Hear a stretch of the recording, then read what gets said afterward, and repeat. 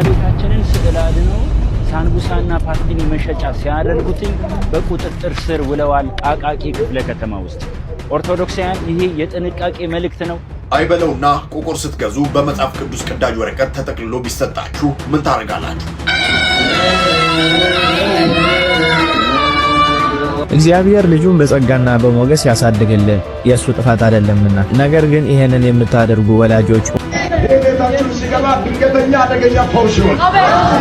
ቤታችሁ ሲገባ ሰናፍጭ፣ ቃሪያ፣ ሸንኮራ እዩ በማስረጃ የሸንኮራ እምነት በዚህ ሳምንት ባልና ሚስት አብረው አይተኙም። የጣፈጠ ምግብ አይበላም። አንተን ማገልገል መባረክ ነው። አረ ይሄ ነገር እንዴት ነው ጎበዝ? እንዴት ታዩታላችሁ?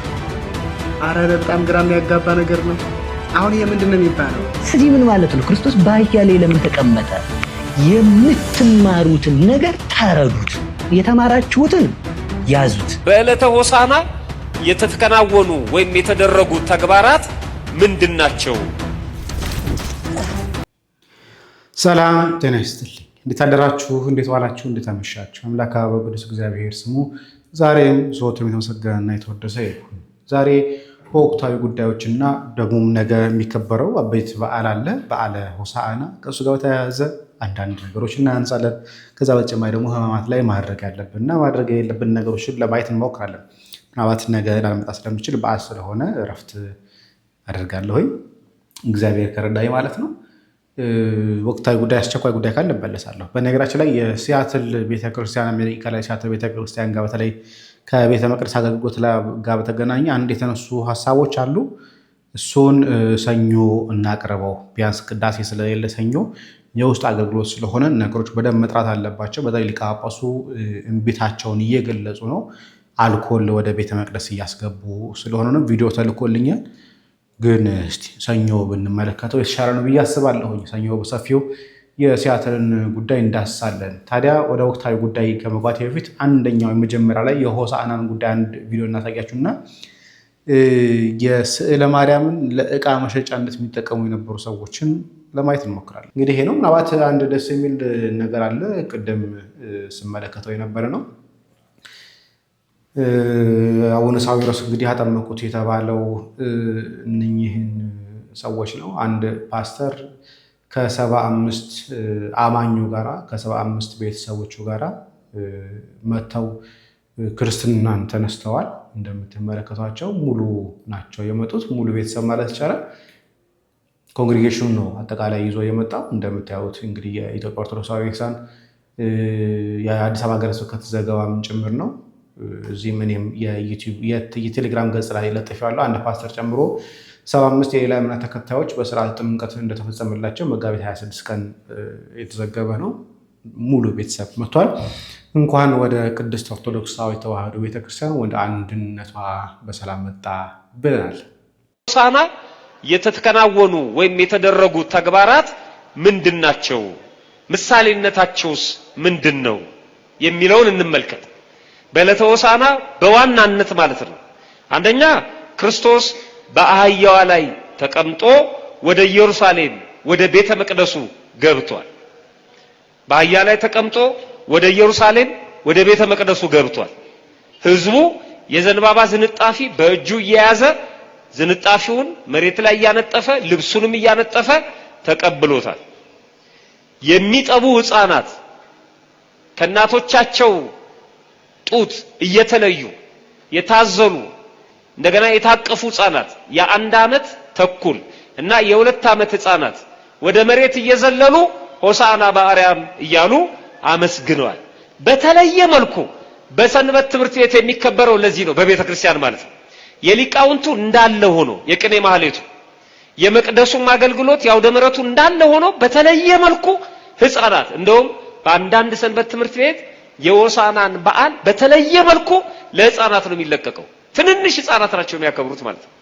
እነዚህ ሁሉ ተነስተው አንደበት ፈተው ያመሰግኑበት ከሚጠቡ ከታዘሉ ከታቀፉ ሕፃናት አፍ ምስጋናን እንዳዘጋጀ ቀድሞ የተነገረው ትንቢት የተፈጸመበት በመዝሙር 8 ላይ እንደተነገረው ማለት ነው። በውስጥም በውጭም ዑደት የተደረገበት ዕለት ነው። በአራቱም ማዕዘን ወንጌል ይነበባል። በውስጥም በውጭም ዑደት ይደረጋል። ይዞራሉ ሊቃውንቱ እየዞሩ እየቆሙ በአራቱም ማዕዘን አራቱም ወንጌላውያን ስለ ሆሳዕና የተናገሩት ይነበባል፣ ይዘመራል፣ ይቀደሳል። የአብይ ጾም ቅዳሴ ማብቂያ ነው የእሁዱ ማለት ነው። በአብይ ጾም ሁል ጊዜ ከሰዓት ቅዳሜና እሁድ ደግሞ ጠዋት ቅዳሴ አለ አይደለም። አሁን የአብይ ጾም የመጨረሻው ቅዳሴ ሆሳዕና ላይ ያበቃል ማለት ነው። በሕማማቱ ውስጥ ያለው የጸሎተ ሐሙሱ እሱ የተጀመረበት ነው ቅዳሴ ማለት ነው። የመጨረሻው ቅዳሴ እሁድ ነው። የመጨረሻ ቅዳሴ ብቻ አይደለም፣ የማህበር ወይም የህብረት ፍታት ይደረጋል። ጸሎተ ፍታት ይደርሳል በህብረት ሁሉም በየአጥቢያው አውደ ምሕረቱ ላይ። በዚህ ሰዓት የሚቀርሰው የለም። ለምሳሌ አንድ ሰው ሲሞት ከመቀበሩ በፊት ወደ ቤተክርስቲያን ይመጣና ጸሎተ ፍታት ይደረግለታል አይደለም? የሙታን ጸሎት ማለት ነው። እውነት ሐሰት? ለምንድን ነው ለሞተ ሰው የምትጸልየው ቤተክርስቲያን? ከሞተ ሞተ ነው። ምን ያደርግላታል? የሞተ ሰው ለምንድን ነው የሚጸለይለት? አንዳንድ ጅላጅሎች የሚጠይቁት ጥያቄ ስላለ የሞተ ሰው ከዚህ ምድር ነፍሱ ከስጋው ተለየች እንጂ ጉዳዩ ወይም ፋይሉ አልተዘጋም ገና። ፋይሉ ወይም ጉዳዩ ያለው ማጋ ነው? እግዚአብሔር ጋር። ይሄ ምድራዊ የሆኑ ሰዎች በዚህ ምድር ላይ ስለሚኖሩ አበቃ፣ የነሱ በቃ ሁሉ ነገራቸው አበቃ። ክስ ቢኖርም ፋይሉ ይዘጋል። ከህዝብና ቆጠራ አይመለከታቸውም። ያበደሩት ገንዘብ እንኳን ካለ ሰውየው ካላመነ በስተቀር ሊቀበሉ አይችሉም። ሊከራከሩም ሊሟገቱም አይችሉም። ያበቃ። ምድራዊ አገዛዝ ምድራዊ ስልጣን ያላቸው ሰዎችም የሞቱ ሰዎችን አያስተዳድሩም። ሕያው የሆኑ ሰዎችን ነው። ቤትና ህዝብ ቆጠራ ላይ በር አንኳኩተው እዚህ ቤት ስንት ሰው አለ፣ ስንት ወንድ፣ ስንት ሴት፣ ያገባ ያላገባ፣ ስራ ያለው የሌለው፣ ሃይማኖት ተብሎ ይጠይቃል። ስንት ሰው ሞቷል ተብሎ ይጠይቃል። ምን ያደርግለታል መንግስት? በጀት ለሞተ ሰው አይበጅም። ህዝብና ቤት ቆጠራ እኮ ለበጀት ነው። ክሊኒክ ለመስራት፣ ትምህርት ቤት ለመስራት፣ ለምናምን ነው። ለሞተ ሰው ምንም። ቤተ ክርስቲያን ነች ሙታን የምታስበው። ከሞተ በኋላ በክርስትና ስሙ ትጠራዋለች። እዛ ያለው ፋይል አልተዘጋም። ገና ፍርድ ቤት አልቀረበም። የመጨረሻ ውሳኔ አልተሰጠም። የመጨረሻ ውሳኔ ሂዱና ኑ የሚባለው በዕለተ ምጽአት ነው። ማን ሲመጣ? ክርስቶስ። እስከዛ ድረስ ክርክር አለ። እስከዛ ድረስ ጉዳይ ይቀርባል። እስከዛ ድረስ ምልጃ አለ። ከዛ በኋላስ የለም። ያን ጊዜ ምን ይሆናል? ጩኸት ይሆናል። ምን አይነት ጩኸት ነው? የማይጠቅም። ያን ጊዜ ምን ይሆናል? ፍጅት ይሆናል፣ ለቅሶ ይሆናል። ምን አይነት ፍጅትና ለቅሶ ነው? የማይጠቅም። እናት የሴት ልጇን ጩኸት አትሰማም ይላል። ከፈረደ በኋላ አለቀ። ከመፍረዱ በፊት ግን ይለመናል። ስለዚህ ሰው ሲሞት ጸሎተ ፍታት ይደረግለታል። ስለዚህ ነገ ጠዋት አንዱ የሚደረገው ፍትሐት ዘወል የሚደገምበት ወይ ደግሞ አጠቃላይ በዛ ሰሞነ ሕማማት ቀን በአምስቱ ቀን ለሚሞቱ ሰዎች የሚጸሎት ፍትሐት ስለማይኖር በዛም ቀን አስቀድሞ ዕለተ እሁድ ይደረጋል። እንግዲህ ከዛ በኋላ ቅዳሴ የሚኖር ሐሙስ ነው። መጨረሻው ደግሞ ከዓርብ በኋላ ደግሞ ምናልባት ቅዳሜ ደግሞ ተመልሶ ይጀምራል። ስለዚህ በደንብ ጥረት እንዲሆን ነገ ማንም ሰው ቤተክርስቲያን መቅረት የለበትም። ወደ ወቅታዊ ጉዳዮቻችን እንምጣ። ወቅታዊ ጉዳዮቻችን ላይ አንደኛው መጀመሪያው ከዚህ ልጀምር። የእመቤታችንን ስዕል አድነው ሳንቡሳና ፓስቲኒ መሸጫ ሲያደርጉትኝ በቁጥጥር ስር ውለዋል። አቃቂ ክፍለ ከተማ ውስጥ ኦርቶዶክሳውያን ይሄ የጥንቃቄ መልእክት ነው። እማምላክን የሚወዳት እመቤታችንን የሚያፈቅራት ክብሯን በምንም ነገር የማይደራደርበት ኦርቶዶክሳዊ ይህንን ቪዲዮ አብዝቶ ለብዙዎች እንዲያደርስልኝ ይፈልጋል። መጀመሪያ ይህንን የተፈጠረውን አጋጣሚ ስሙት። ፓስቲኒ ሊገዛ ያልኩኝ ሲሸጠኝ ያለውና አቃቂ ውስጥ ሻይ ቤቱ ስም አላውቀውም። የድሮ ሻይ ቤት ነው። ሰጠኝና ሁለት ሳምቡሳ ገዛሁት፣ ሁለት ፓስቲኒ ገዛሁት። በዚህ ጠቅሎ ሲሰጠኝ አንተ አሁን ይሄ የእናንተን የመጽሐፍ እንደዚህ ቀድጄ ብሸጥበት ደስ ይላል ያልኩት እኔ አላውቅም አለ እና እንዴ በዚህ ይሰጣል ታዲያ ምን ላድርገው ታዲያ ገዝቼዋለሁ ልጣለው አልጥልም አለ። ከዛ እኔ ዝም ብዬ ወጣውና ለጓደኞቼ ነገር እሺ ከዛ ጓደኞቼ ለሄደ በአካል አገኘው ቀምጧቸው ሄደና ፊት አመጣችሁ ማከፋፋዩን ነገረን አለው። ማከፋፋዩን ነገሩት። እሺ ከዛ እጅ ከፍል ከነ ወረቀቱ ያዛቸው። ለፖሊስ መረጃ ሰጥተን ፖሊሶች መጡ። አድራሻው ከየት እንደምታመጣ አባቷን ነግራ አባቷ ከመርካቶ እንደሚያመጣ ከማከፋፈያ እና እንደሚሸጡ ልጅቷ ተናገረች። እኔም ለፖሊስ ቃል የሰጠው መጨረሻ አሁን እነሱ ተይዘዋል። ፌስታል ስለተከለከለ ወረቀት ተጀምሮ የለ ያቺን ምክንያት በማድረግ ሪከቨር ማድረግ ጀምረዋል። ይሄ ህትመት የሚታተምበት ነው። ቲሸርቱ ላይ ስታምፕ ከተደረገ በኋላ እኛ ኦርቶዶክሳውያን የምናደርገው የነበረው ወይ ለራሱ ላዘዘን ሰውዬ እንሰጠዋለን ወይ ደግሞ እናስቀምጠዋለን፣ በክብር እናስቀምጠዋለን። ግን ይሄኛው ይሄ ብቻ ሳይሆን በጣም በብዛት ነው። በብዛት እንዴ በኪሎ 200 ብር መጋዛው አለ ልጅ። እጅግ ከፍተኛ ጥንቃቄ አድርጉ። ፌስታል በመከልከሉ የተነሳ በጣም ብዙዎች ይሄንን የእመቤታችንና የቅዱሳንን የመስቀሉን ስዕል አድህኖ በዚህ ሰዓት ላይ እንደ ወረቀት ለዳቦ ለተለያዩ ቁሳቁስ እየተጠቀሙት ይገኛሉ። እኛ ደግሞ ኦርቶዶክሳውያን ባለማህተቦች ነን፣ ይገደናል። እኛ ለስዕሉ አንሰግዳለን። ለሻንት ያለንን ክብር ለማዋረድ የሚሄዱበት ርቀት ነውና አብዝታችሁ ይሄንን ቪዲዮ ማርያምን ነው የምነግራችሁ፣ አብዝታችሁ ይሄንን ቪዲዮ ሼር፣ ኮፒ ሊንክ፣ ሪፖስት በማድረግ ከፍተኛ ጥንቃቄ በማድረግ እንድትፈትሹ እንድታዩ፣ ስትደርሱበት ደግሞ ማርያምን እንዳትደራደሩበት፣ በዚህ ጉዳይ እንዳትደራደሩ፣ ስትደርሱበት ለህግ አሳልፋችሁ የመስጠት የእናንተ ባለማህተቦች ግዴታ ነው ነው። እኛ ግን በስዕሏ ፊት ስገዱ ራች ላይ ብቻ አይደለም። ትናንትና በስቲያም አይታችሁ ከሆነ ቲክቶክ ላይ፣ ቴሌግራም ላይ፣ ፌስቡክ ላይ በጣም ትልቅ መነጋገሪያ የነበረ ነገር ነበር። ምንድነው እሱ? መጽሐፍ ቅዱስን ለብስኩት መሸጫነት ሲጠቀሙ የነበሩ ሰዎች ስለነበሩ ማለት ነው። አሰማችሁም ብሎ አይበለውና ቆቆር ስትገዙ በመጽሐፍ ቅዱስ ቅዳጅ ወረቀት ተጠቅልሎ ቢሰጣችሁ ምን ታደርጋላችሁ? ሐሳባችሁን ኮመንት ላይ አስፍሩ። መጽሐፍ ቅዱስ በመቅደድ ቆቀር መጠቅለያ ያደረገው ግለሰብ በቁጥጥር ስር መዋሉ ተሰማ። በወላይታ ሶዶ ከተማ አሮጌ አራዳ ተብሎ በሚጠራው አካባቢ ከጊዮርጊስ ቤተክርስቲያን በታች መጽሐፍ ቅዱስን በመቅደድ ለቆቆር ወይንም ለጮርናቄ መጠቅለያነት ሲጠቀም ነበር የተባለ ግለሰብ በህዝብ ጥቆማ በቁጥጥር ስር መዋሉ ተሰምቷል። ድርጊቱ የተገኘው ከዶን ቦስኮ ትምህርት ቤት ሲመለሱ ቆቀር የገዙ ወጣቶች ባደረሱት መረጃ መሰረት ሲሆን የአካባቢው ነዋሪዎችና ወጣቶች ጉዳዩን በሰላማዊ መንገድ በመያዝ ለህግ አካላት አሳልፈው ሰጥተዋል። እንደ መረጃው ምንጭ ከሆነ ግለሰቡ ለዚህ ድርጊቱ ህፃናትንም ሲጠቀም ነበር ተብሏል። እንግዲህ የሆነ ያለው ኢትዮጵያ ውስጥ ስለዚህ እየተደያገመ ነው ያለው። ስለዚህ ፌስታል በመከልከሉ ምክንያት እነሱ እንደ ኤክስኪውዝ አድርገው የተጠቀሙበት ያሉት ሌላ ወረቀት አጥተው ሳይሆን ሃይማኖት ከሃይማኖት ጋር ግለሰቦችን ማጋጨት ሃይማኖቶችን ማጋጨት ስለሚፈልጉ ሙስሊሞች ውሃቢዎቹ አሁን ንቀት እንዳለባቸው እናውቃለን። ረብሻም እንደሚፈልጉ እናውቃለን። ግርግር እንደሚፈልጉ እናውቃለን። በዛ ግርግር ውስጥ እነሱ መጠቀም የሚፈልጉትን ነገር መጠቀም ስለሚፈልጉ እንዳያችሁት በቤታችንን ስዕልም ይጠቅልለው ይሸጣሉ። ደግሞ መጽሐፍ ቅዱስ እየገነጠሉም ደግሞ ይሸጣሉ። ይህን ፌስቡክ ላይ ሲዘዋወር የነበር ነገር ስለሆነ እና በሊስ እባካችሁ የህግ አካል ካለ እሰየው፣ ከሌለ ካልሆነ ግን የራሳችሁን እርምጃ ግን ውሰዱ። ሌላኛው በጣም የሚያናደው ጉዳይ ደግሞ ይሄ አይነት ስርዓት ነው። ስለ ድንግል ማርያም ብቻሉ አሰሯት፣ ባችሉ ሼር አድርጉልን። ስለ ድንግል ማርያም ስለመብርሃን ስለ ጭንቃማ ላጇ ስለ ጭንቃማ ላጇ ስለ ጭንቃማ ላጇ ስለመብርሃን ስለመብርሃን ስለመብርሃን ስለመብርሃን ስለማምላክ ስለ ድንግል ማርያም ስለ ድንግል ማርያም ስለ ድንግል ማርያም ተብላችሁ ስለ ድንግል ማርያም ሌላ ልላችሁም ስለ ድንግል ማርያም። በነገራችን ላይ የገጠር ማህበረሰብ እንደዚህ አይነት ልመና እንትን አልነበረውም። ግን በልመና ማሰር ሲያካበቱ ሰዎች ግን ይህንን የልመና ስታይል ልብሰ ተክህኖ የነገረ ስጋዊ ምሳሌ ነው። በነገራችን ላይ አለባበሱ እንዳያጠር እንዳይረዘም ተደርጎ ጭምር የሚለበስ ስርዓት ነው። ግን እንደምታዩት ሲንከባለሉበት ድንጋይ ሲሸከሙበት እናያለን። ማንም ሰው ምዕመን እንኳን ተነስቶ እንኳን የማይነካው ልብሰ ተክህኖ ማለት ነው። ይሄ ለምን ሆነ? እረኛ የሌለው ቤት ስላገኙ፣ አንድም ብር ስለለመዱ፣ ሁለተኛም የዋሃን ገጠር ውስጥ ያሉ ካህናትን ብር እያሳዩ መለመኛ ጭምር ሊያደርጓቸው ስለሆነ ነው። በጣም የሚያሳዝነው እሱ ነው። ሌላኛው እያየን ያለን ነገር ይሄ ነው። አዲስ ፋሽን በጣም ቤተክርስቲያን እየጎዳብን ያለ ይመስለኛል።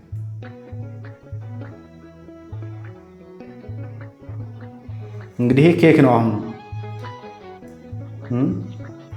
ኬክ ነው፣ ተባረከ።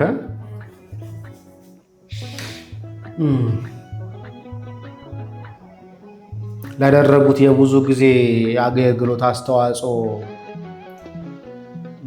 ተብሎ ይመስለኛል ቤተክርስቲያንን ቆርሰው ጉልላቱንም ቆርሰው ሊበሉ ማለት ነው። አረ ይሄ ነገር እንዴት ነው ጎበዝ? እንዴት ታዩታላችሁ? አረ በጣም ግራ የሚያጋባ ነገር ነው። አሁን ይሄ ምንድን ነው የሚባለው? ቤተክርስቲያንን መውደድ ነው የሚባለው ወይስ ምግብን መውደድ? አረ ተው ተው፣ አዛኘን ብንተው አይሻልም? ስለ ስጋ ማሰብ ሞት ነው፣ ስለ መንፈስ ማሰብ ግን ሰላምና ሕይወት ነው አለ ቅዱስ ጳውሎስ ለሮማውያን ሰዎች በላከው መልእክት። ሰው ስለ መንፈሳዊ ነገር ያስባል እንጂ ስለሚበላ ነገር እንደው አሁን በእውነት መንፈሳዊ ነገር በስጋዊ መመሰል ጥሩ ነው? እንደው ትርጉም ይሰጣል? ትክክልም አይደለም። እርግጠኛ ሆኜ እናገራለሁ በዚህ ጉዳይ ላይ ይሄ ጥሩ አይደለም። ስርዓት ማጣት፣ ያለ ስርዓት መጓዝ ነው። እንዲህ አይነቱ አካሄድ ስርዓት አልበኝነት ነው፣ ከስርዓት ማፈንገጥ ነው። ተው ቤተክርስቲያንን የምንመስልበት በርካታ ምሳሌ አለ፣ በዛ እንመስላለን እና ይሄ ጥሩ አይደለም። አላቅ እውነት ለመናገር ጥሩ አይደለም ብቻ የሚለው ራሱን የሚገልጹ አይመስለኝም አንዳንዴ። ስለዚህ ምን ማለት ነው? ክርስቶስ በአህያ ላይ ለምን ተቀመጠ? የምትማሩትን ነገር ተረዱት፣ የተማራችሁትን ያዙት፣ የያዛችሁትን እወቁት፣ ያወቃችሁትን ኑሩት። ስትኖሩት መዓዛ ሕይወት ይኖራቸዋል። እሳት ስለነደደ ብቻ ለምሳሌ አንድን የሚቀቀል አካል ሽሮን ምጣድ ላይ ማን ነው ድስት ውስጥ ብቻ አድርገን ውሃው ላይ አድርገን ብቻ ስለጣድ ነው መዓዛ አይኖረውም። ሻይ በራድ ውስጥ አድርገን ስለጣድ ነው መዓዛ አይኖረውም።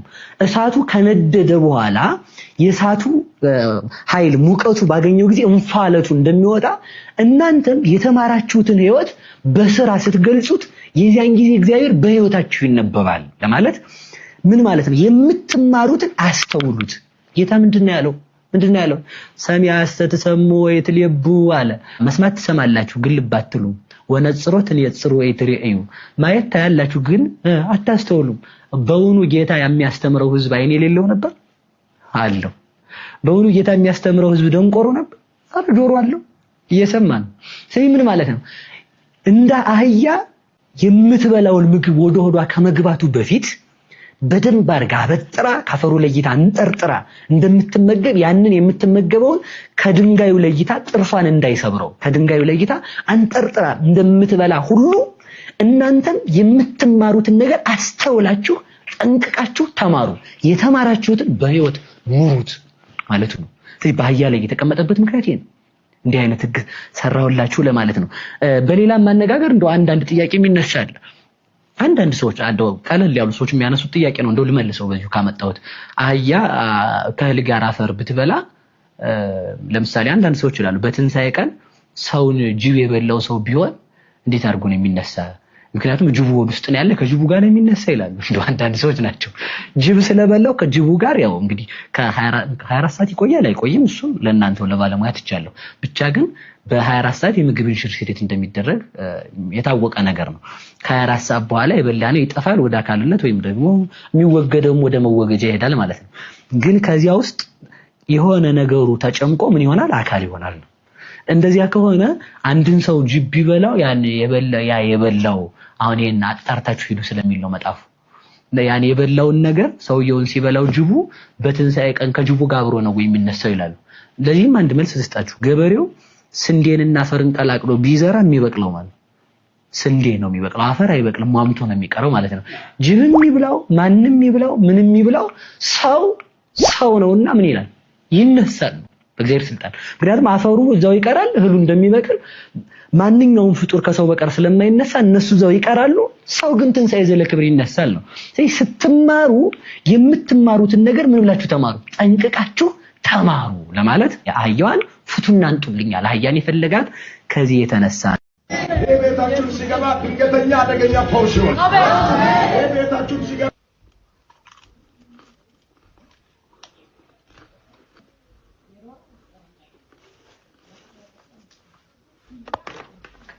በነገራችን ላይ አሁን ላይ እንደነዚህ አይነት ሰዎችን መተቸት አንችልም እኛ ኦርቶዶክሳውያን ማለት ለምን አትሉኝም? አሁን የፓስተር ፈንዲሻ ነው እያስተዋወቀ ያለው። የኛስ የጾም የፍስክ የሚባል እምነት መጥቶ የለ እንዴ? ለምን እነፈለገ ይሄን መቃወም ፈራችሁ? ሰው ከጊፍት ወደ ኋላ እንዳይል፣ ሰው እንዳያኮርፋችሁ፣ እና በሌላው ከመቀለድ በእኛ ውስጥ የሚደረገውን የጾም የፍስክ እምነት ተጀምሯል። ጸናፍጭ፣ ቃሪያ፣ ሸንኮራ ይኸው በማስረጃ የሸንኮራ እምነት ያልተጀመረ የለም። የማር እምነት አለ። ፈንዲሻውም ነገ ይመጣል። አንዱ ገዳም ላይ ይጀመራል። እና እንደዚህ አይነት ሰዎች የምር አታስመስሉ፣ በቃ አታስመስሉ። እስኪ ተቃውሙ፣ ጀግኖች ከሆናችሁ ተቃውሙ። አይ ብዙ ኦርቶዶክሳዊ ይቀየማችኋል። ማታ ላይቭ ቁጭ ስትሉ ጊፍቷ ትቀራለች። ለዚያ ነው እውነትን ማደፍሯት ማለት ነው። አንዳንድ ሰዎች ፓስተሮች ጋር ትደዋወሉና በቃ እንከራከረ በቃ ይሄ ፌክ ነገር ማለት እና እንደዚህ አይነቱን በእኛ ቤት ውስጥ የሚደረገውን ውንብድና ሳንቃወም ይሄ ቃሪያውን ምን ያህል ፈንዲሻውማ ይሻላል ቢያንስ እንደ ሰናፍጭ በባቄላ የሚገርም እኮ ነው። ጌታ ኢየሱስ ክርስቶስ የሰናፍጭ ቅንጣት ያህል እምነት ቢኖራችሁ ያለውን ያዙና የሰናፍጭ እምነት አመጡ ማለት ነው። ይሄን መቃወም ይቀድማል። እውነት ለመናገር ከሆነ አሁን ላይ ሌሎችን ለመተቸት ሞራሉ የለንም። እንደዚህ አጭበርባሪዎች ገለውናል፣ ተጫውተውባታል ቤተክርስቲያኒቷን። በቃ ደረታችን ነፍተን እንዳንናገር አድርገውናል ማለት ነው። ሌሎች ቤተ እምነቶች የፈለገውን ነገር ቢያደርጉ እኛ መተቸት አንችልም። አሁን ላይ መጀመሪያ እኛ ቤት ውስጥ ያለውን መቃወም አለብን እና ኦርቶዶክሳውያን ቤተሰቦች መንቃት አለብን። ሌሎችን ለመተቸት ሌላውን ቤተ እምነት ለመቃወም ወደ ትክክለኛው ቤተክርስቲያን ለመጥራት እኛ ቤት ውስጥ ያለውን መጽሐፍ ቅዱሳዊ ክርስቲያናዊ ተግባር ማስወገድ ያስፈልጋል። ይሄን ቪዲዮ ሼር አድርጉት። እውነት ለመናገር አንዳንድ ጊዜ ግን በእግዚአብሔር በማርያም በቃ ይሄን ቪዲዮ ሼር አድርጉ ማለት ይጠቅማል ይመስለኛል። እናመሰግናለን መጋቢ ሐዲስ ሶሎሞን። እግዚአብሔር አምላካችን ረጅም ዕድሜ ከጤና ጋር ይስጥልን። አንዳንድ ሰው በቀመር ነው የሚሰራው። በነገራችን ላይ ቀምረው የሚሰሩት ይሄን በቃውም እንደዚህ ደጋፊ ያጣለው ይሄን ብናገር እንደዚህ ደጋፊ ያገኛለሁ ተብሎ ነው የሚሰራው በነገራችን ላይ እንጂ ለቤተክርስቲያን ተቆርቆ ለአስተምሯ ተቆርቆ ለሥርዓቷ ተቆርቆ አይደለም አንዳንዶች የሚያደርጉት ነገር እንጂ ቤታቸው ውስጥ በጣም የቃሪያ እምነት አለ፣ የቂቤ እምነት አለ፣ የማር እምነት አለ። እምነት ራሱ በረጋቸው ትርጉሙ ግራ እየተጋባ ያለ ይመስለኛል። እምነት ጸበል ትርጉሙ ግራ እየገባው ያለ ይመስለኛል። ቤተክርስቲያን ስርዓቷ እንዲህ አይደለም፣ ትምህርቷ እንዲህ አይደለም ብሎ የሚሞግት ሰው እያጣን ያለ ነውና ያዝናል። ወንድማችን ዲያቆን ሲራክ ጋር እንግዲህ ወንድማችን ዲያቆን ሲራክ እንዳያገኝ እንደምነግራችሁ እባካችሁ ዩቲዩብን ሰብስክራይብ አድርጉለት፣ ይዩለት። እግዚአብሔር ልጁን በጸጋና በሞገስ ያሳድግልን የሱ ጥፋት አይደለምና። ነገር ግን ይሄንን የምታደርጉ ወላጆች ወይም እዛ አካባቢ ያላችሁ ካህናት፣ ዲያቆናት፣ የቤተክርስቲያን አስተዳዳሪዎች በዚህ ልክ ለምንድን ነው ፍትሐ ነገሥትን የምትጥሱት? ምክንያቱም ይሄ ልጅ ገና ሕፃን ነው እና በዚህ እድሜው በሰራይ ገብቶ ቤተ መቅደስ ገብቶ ሚስጥር እንደሚፈቅዱት በምን ሂሳብና በምን ምክንያት ነው? ፍትሐ ነገሥት እንደዚህ ያዛል ወይ? ሚስጥርስ ተመልክቶ ይሄ ልጅ መያዝ ይችላል ወይ? ሰራይ ሆኖ ሲቀድስ የጌታችንን ክቡር ደሙ አይነጥብበትም ወይ? እነዚህን ሁሉ ነገሮች አስተውላችሁ ነው ወይስ ደስ ይበላቸው ወላጆቹ ወይም ደግሞ በዘፈቀደን ያስገባችሁት? አሁን እኔ ሐሳቤ ይሄ ልጅ ሚስጥር ለማየትም ገብቶ ለመቀደስም እድሜው ገና ነው የሚል ሐሳብ ነው ያለኝ። በአሜሪካ በውጭ ሀገር የምትገኙ ሌሎቻችሁ ገና እድሜያቸው ትንሽ እያለ ምንም ሳይማሩ ማለት ስርዓተ ቤተክርስቲያንን ሳይማሩ ሚስጥርን ለመጠበቅ ሳይበቁ ስርዓቱን ለመፈጸም እድሜያቸው ለራሱ ሳይፈቅድላቸው ዝም ብላችሁ ዲቁና ሰጣችሁ ቤተ መቅደስ ገብቶ እንዲቀድሱ ለምን ታደርጋላችሁ? ይሄ ልክ ነው ወይ? ቅዱስ ዳዊት ማፈደቂቅ ወሕፃናት አስተዳለው ከስባ ተብሎ የተናገረው በዚህ ምክንያት ነው ብላችሁ ደግሞ እንዳትመልሱልኝ። ምክንያቱም አባቶቻችን በፍትሐ ነገሥት ላይ እድሜያቸው ገና ያልደረሱትን ወደ ቤተ መቅደስ ማስገባት እንደማይጠበቅብን ነግረውናል። እድሜያቸው ያልደረሱትን አስገብተን ነገ ለነሱ ጣጣ ነው የምናመጣባቸው። ስለዚህ ገና እድሜያቸው ሳይደርስ ዲቁና መቀበል ለራሱ አይችሉም። በነገራችን ላይ እድሜያቸው ሳይደርስ እሱ ይቅርና ክህነቱን አመጡት። ክህነቱን ካመጡ በኋላ ደግሞ ሚስጥር እንደው የምታደርጓቸው ለምንድን ነው? እነዚህ ልጆች ገና በእድሜም በእውቀትም በጉልበትም ገና ናቸው፣ አልበሰሉም። ስለዚህ ይሄን ሁሉ እስከሚያሟሉ ድረስ እየተማሩ እንዲቆዩ ማታደርጓቸው። ግዴታ ገብተው ካልቀደሱ ቤተክርስቲያን ውስጥ እንዳይገኙ ያለ አካል አለ እንዴ? የለም። ስለዚህ አሁን ቤተክርስቲያናችን ውስጥ በጎ መስሎ የሚታዩ ግን ደግሞ ከስርዓት ውጪ የሆኑ ድርጊቶች በተደጋጋሚ እየተፈጸሙ ይገኛሉ። እዛ አካባቢ ያላችሁ የቤተክርስቲያን አስተዳዳሪዎች ቁጭ ብላችሁ ወንበር እያሞቃችሁ ደሞዝ እንድትበሉ ብቻ ሳይሆን እንደዚህ አይነት ስርዓት ተሰጦችን እንድትመለከቱ ነው። ይሄንን የምናገረው ከምቀኝነት ወይም ከልጁ ጥላቻ ኑሮብኝ ሳይሆን ስርዓተ ቤተክርስቲያን እንዲጠበቅ ለልጁም ጭምር አስቤ ነው የምናገረው ይሄንን ነገር። ምክንያቱም የልጅ ምስጢር መያዝ አይችልም። ሁለተኛ ቤተ መቅደስ ውስጥ ለሚከናወኑ ለአንዳንዱ ነገሮች ደግሞ እድሜውም ሁለተኛ ጉልበቱም አይፈቅድለትም። ሶስተኛ ነገር ደግሞ ሰራይ ሆኖ ሲቀድስም ደግሞ በጥንቃቄ ሊደረጉ የሚገቡ አንዳንድ ስርዓቶች ስላሉ እነዛ ሊያሟላ አይችልም። ስለዚህ በእንዝላልነት በእናንተ ጥፋት ይሄ ልጅ ላይ መከራ እንዳታመጡበት፣ ሁለተኛ በልጁ ምክንያት እናንተ እንዳትቀጡበት የሚል መልእክት ላስተላልፍ ነው። እድሜያቸው ሲደርስ ትምህርታቸውን ተምረው ጉልበታቸው አቅማቸው ሲፈቅድ ቤተ መቅደስ ገብተው ያገለግላሉ። እስከዛ ግን እየተማሩ መጥተው ስርዓቱን እየተመለከቱ ቢቆዩ ምንም ችግር የለውም። ስለዚህ አሁን አዲስ አበባ ላይ እንዲሁም ደግሞ ውጪ ሀገር ላይ በጣም ልጆች 10 ዓመት 9 ዓመት 11 ዓመት እነዚህ ቤተ መቅደስ እያገባችሁ ነገር ራሳችሁ ጥፋት ነው የምታመጡት። በቤተ ክርስቲያን ውስጥ አሳድጓቸው፣ ስርዓቱን አስተምሯቸው፣ እድሜያቸው ሲፈቅድ አይምሯቸው ሲበስል ገብቶ እንዲቀድሱ ፍቀዱላቸው። ከዛ ባሻገር ግን ለታይታ ለቤተሰቦቻቸው ስትሉ ለቤተ ክርስቲያን ስርዓት ሳትጨነቁ ስርዓትን ባታጠፉ መልካም ነው። በነገራችን ላይ ከዚህ ጋር ተያያዘ በጣም ብዙ የሚነገሩ ነገሮች አሉ። በተለይ በውጭ ዓለም ላይ የሚኖሩ በተለይ በአሜሪካ የሚኖሩ አካላት ስርዓት ቤተክርስቲያን ግድ ማይላቸው እንደፈለጉ የሚሆኑ ለስርዓቱ ማይገዳቸው የጾም ጉዳይ ማይገዳቸው የሚበሉ ላይጾም የሚችሉ ሰዎች ጭምር እየፈሩ ነው ያሉት። ቀልድ፣ ፌዝ፣ ጨዋታ ያለባቸው በቤተ መቅደስ የሚያደርጉ አሉ። እንዳልኳችሁ የሲያትሉን ጉዳይ በሰኞ መጣበታለሁ ብያለሁ። ስለዚህ በሰኞ ዕለት ላይ እግዚአብሔር ከፈቀደልን እንገናኛለን። በሰሞነ ሕማማት በመጀመሪያው ዕለት ማለት ነው። አባታችን አባ ገብረ ኪዳን ጋር ልምጣ። ምንድነው በሰሞነ ሕማማት ማድረግ የሌለብን ነገሮች ምንድናቸው የሚለው? በዚህ ሳምንት ባልና ሚስት አብረው አይተኙም። የጣፈጠ ምግብ አይበላም። ቢቻል የጨው ቂጣ፣ አይቻልም ሰው ሁሉ እንዳቅሙ ጥሩ ውሃ ብቻ በመጠጣት ወይን የሚያሰክር መጠጥ፣ ጣፋጭ መጠጥ ባለመጠጣት፣ ምቹ ቦታ ላይ ባለመተኛት፣ ስጋዊ ጨዋታዎችን ቀልዶችን ሁሉ በማስወገድ ዘፈን፣ ጨዋታ፣ ድልጫ፣ ተድላ ደስታ። በሕማማት የተደሰተ ሰው በትንሣኤ ሊያለቅስ ይገባዋል ይላሉ 318ቱ ሊቃውንት በፍትሐ ነገሥት ሲናገሩ። ድግስ የለም በዚህ ሳምንት። ይህን ሁሉ አስበን ከጌታ ጋር የምንታመምበት ሳምንት ነው። ከክርስቶስ ጋር የታመመ ሰው ከክርስቶስ ጋር ይነሳልና እነዚህ ሕማማትም ለኛ ክብሮቻችን ናቸው። የሆሳዕና ዕለት በጣም አይምሮዬ ላይ የሚመጣ አንድ ሐሳብ አለ። የሐሳብ ምንድነው? ብዙ ጊዜ ዓለማችን መናገር ያለባቸው ዝም ሲሉ፣ ዝም ማለት ያለባቸው ደግሞ ሲናገሩ ይታያል። ይህንን እውነታ የሆሳዕና ዕለት በተለይ በጣም አስበዋለሁ። ሁለት የመጽሐፍ ቅዱስ ታሪኮችን በጋራ ስናስተያይ ይህንን ነገር እንድናስብ ያደርገናል። የመጀመሪያው የበለዓም አህያ ታሪክ ነው። እንደምታውቁት የበለዓም አህያ አፍ አውጥታ በሰው ቃል የተናገረች አህያ ነበረች። እግዚአብሔር የነቢዩን የበለዓምን እብደት ያገደው አህያይቱ በሰው ቃል እንድትናገር አድርጎ ነበረ። እንዴት ትመታኛለህ? እስከዛሬ የምትቀመጥብኝ አህያ አልነበርኩም ምን ብላ ነቢዩን በለዓምን በሰው ቃል አፍ አውጥታ ተናግራ የገሰጸች አህያ ነበረች። ይህች አህያ የተሸከመችው በለዓምን ነው።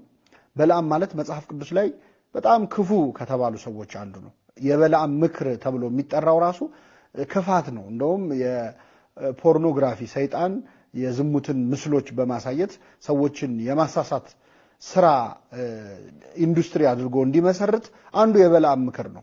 ለባላቅ ለተባለ ሰው እስራኤላውያን ከበረሃ እንደመጡ እርቃናቸውን የሆኑ ሴቶች ጣዖት ይዘው ቆመው ህዝቡን እንዲያሳስቱ ለምን አታደርግም ብሎ የመከረው ምክር የበለዓም ምክር የዝሙትን ምስል ወይም እርቃንን ማሳየትን እንደ ሐሳብ ያቀረበው በለዓም ነበር። ይህንን በክፋቱ የሚታወቀውን ነቢይ የተሸከመች ይህች አህያ አፍ አውጥታ ተናገረች እና የተናገረችው ንግግር ያው በመጽሐፍ ቅዱስ ተጽፏል። እኔ ግን በጣም ብትናገር ደስ ይለኝ የነበረው በሆሳዕና ዕለት ጌታን የተሸከመችው አህያ ነበረች።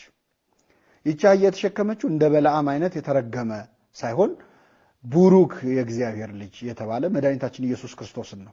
በዚህች አህያ ላይ የተጫነው የኃጢአትን ምክር የክፋትን ምክር የሚመክር ሳይሆን የሰውን ድህነት የሚያስተምር ወንጌልን ይዞ ወደ ምድር የመጣ መድኃኒታችን ኢየሱስ ክርስቶስን ነው።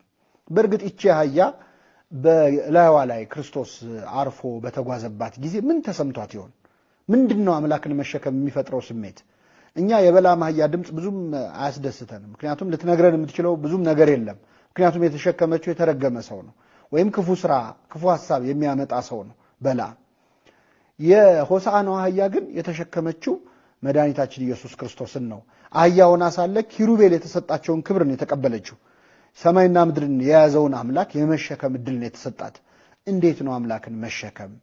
መናገር የነበረባት በሆሳና ዕለት ጌታን የተሸከመችው አህያ ናት።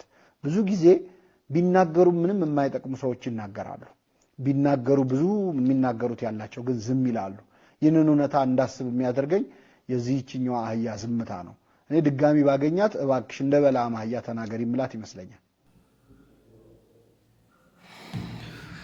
በጣም ደስ የሚል እምነት፣ ደስ የሚል ጥያቄ ነው። ብዙ ጊዜ መምህራን ይጠይቃሉ። ያነበቡን እንዲህ ቢሆን ኖሮስ፣ እንዲህ ቢፈጠር ኖሮስ፣ ባገኛት ኖሮስ፣ እዛ ቦታ ላይ በሆን ኖሮስ ተብለው የሚጠየቁ ጥያቄዎች አሉና አንደኛው ጥያቄ እንግዲህ መምህራችን የጠየቀው ነው። እዛ ቦታ ላይ ሆኜ ወይ ደግሞ ያችን አህያ ባገኛት ኖሮ እንዲህ ብዬ ጠይቃት ነበር የሚለው አይነት ብሂል ነው። በቤተክርስቲያናችን የተለመደ ነው። በቦታው ላይ ተገኝቶ በሆን ኖሮስ፣ ጌታ በሚሰቀልበት ዕለት ላይ እኔ በሆን ኖሮ አምን ነበር ወይስ ክዶ ነበር? ወይስ ከሰቃዮች ጎን ሆን ነበር? በሆሳዕና ዕለት ሕፃናት ሲዘምሩ እኔም እንደ አይሁዶች ከነሱ ጋር ሆኜ እከራከር ነበር ወይስ ከሕፃናቱ ጋር ሆኜ ሆሳዕና እል ነበር የሚሉት ነገሮች ላይ ቦታው ላይ ተገኝተው መጠየቅ፣ እንዲህ አይነት በመጽሐፍት ልማዶች አሉ። እዚያ ላይ አብቃ። ሰላም እግዚአብሔር ከእናንተ ጋር ይሁን። ቸር ቆዩ። ወቅታዊ ነገር ካለ ነገ፣ ካልሆነ ግን ለተሰኞ የምንገናኘው አርብ ያስባለሁ። ቸር ሰንብቱ።